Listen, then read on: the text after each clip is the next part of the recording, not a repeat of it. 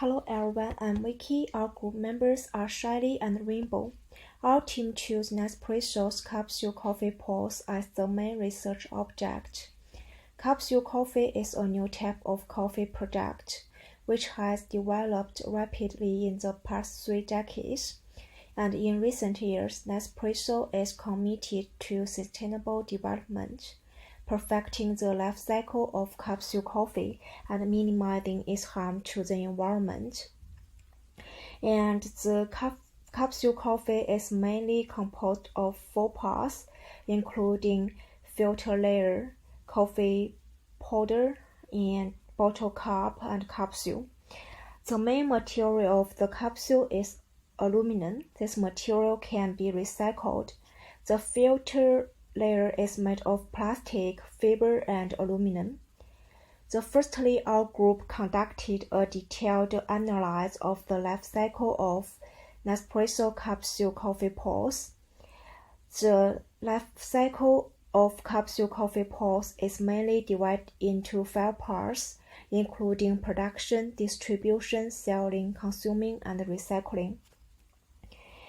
The production process of capsule coffee is mainly divided into the production of coffee powder and the production of pods. The production of pods requires the mining of aluminum ore, and the production of coffee powder requires the cultivation of a large amount of forest to grow a large number of coffee beans. Both parts of production process cause great damage to the environment and the nature. After that, the coffee powder is canned into aluminum pods filled with inert gas, and then is packaged and distributed for unified delivery.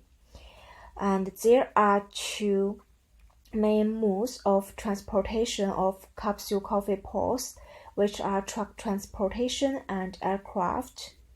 And after the goods arrive at the store, the salesperson will sell the capsule coffee. The sales methods are mainly divided into 2 types. One is online sales, and the second is physical store sales.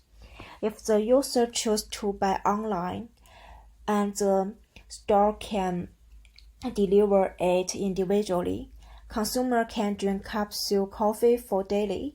When the product is consumed, consumer may discard it at will. It will cause environmental impact because aluminum pods require 115 to 500 years of natural degradation. Secondly, if consumers have strong environmental awareness, they may choose the recycling site by Nespresso to promote their second production, such as the production of aluminum bicycles and other productions. So next, please Shirley to show the data analysis and evaluation of the life cycle of capsule coffee pods. Sure, let's see the charts below. Our group have done some data analysis on Equalizer website to see the energy consumption per component in different processes. The result shows that actually the transportation process is the most resource-intensive and polluting process, accounted for 50.6% of the total consumption. Then the packaging process, which costs 32.8% resources. The production process itself consumes only 15.8% of energy, and the recycling process is the least resource-intensive step, account for only 4.8%. From what has been discussed above, even if the transportation process produced the most serious pollution, as a necessary step, it cannot be improved temporarily. So our group decided to redesign the packaging process to improve the sustainability of the coffee capsule pods. We evaluated the products from its benefits and drawbacks. For the benefit side, compared to other companies that use plastic and aluminum for capsule pods, Nespresso capsule can be defined as a environmentally friendly design, because the pods only use aluminum, which is a 100% recyclable material. Also, Nespresso tried to extend product life cycle by providing free post-recycling service to customers who buy their products. The used coffee powder will be used for composting. The pods will be used as recycled material to provide bicycles or other products. But the pollution from the production process still can't be neglected. So, how harmful the coffee capsules to the environment? The drawbacks are divided into different directions. From aluminium packaging side, the drawbacks are firstly, the aluminium is extracted from the ore bauxite in an extremely energy-intensive manner. 90% of these ore deposits are located in the tropical belt. This means that the rainforest is cleared. In order to obtain 1 kg of aluminium, 14 kilowatt-hours of electrical energy is required. This releases 8.4 kilograms of carbon dioxide. As a result, there will be millions of tons of toxic red mud have been produced and dumped into the river or land, which consists of sodium hydroxide and heavy metals. Therefore, the affected ecosystems are dying. It really destroys the natural environment and increases the soil loss. Then, coffee production itself is damaging the environment. It's clear that jungle is cleared to create areas for cultivation. Important biospheres are destroyed and the soil is exposed to erosion. We may lose the vegetation diversity and biodiversity. Also, the coffee is shipped, packaged, and transported to the customers. This results in a total of 50 to 100 grams of carbon dioxide per cup, which is a huge pollutant emission. Moreover, once the capsule has been made, huge amounts of garbage arises. According to the research, nearly 9,000 tons of Nespresso capsules have been sold per year. If the consumer with weak awareness of recycling then makes the coffee capsule as a general waste garbage, then the aluminum pods cannot be recycled effectively. Therefore, they will become non-negligible garbage, and it costs 100 to 500 years to degrade in landfill.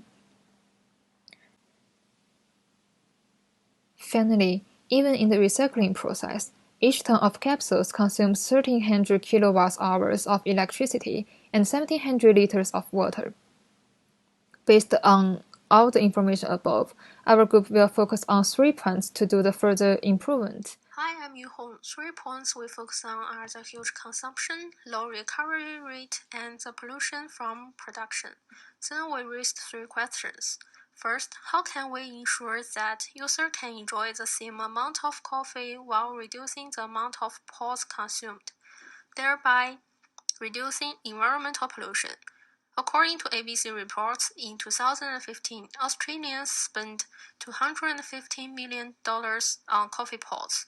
This huge number means a surprising amount of coffee pods consumed, especially in restaurants, cafes, and company pantries. After the life cycle analysis, we have to pay attention to the pollution caused by the continuous increase in production under the influence of consumption.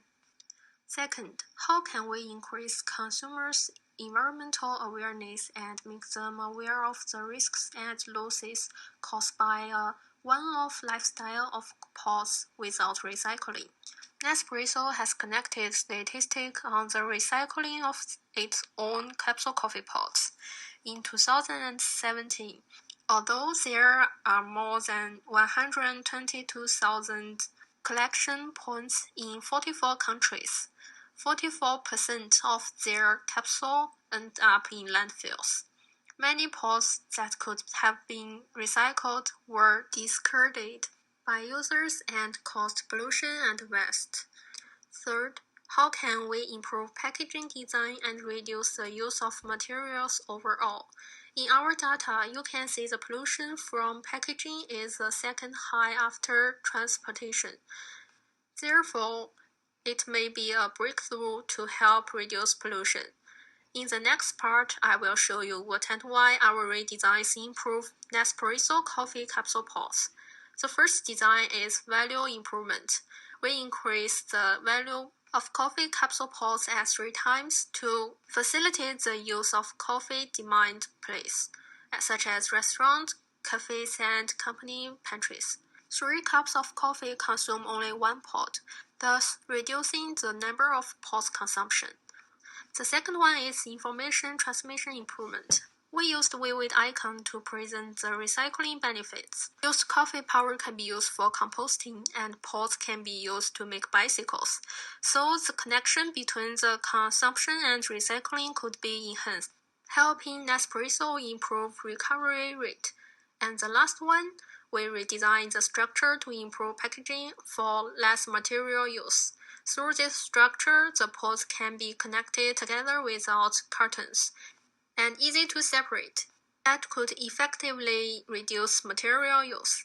The last part is our reference list.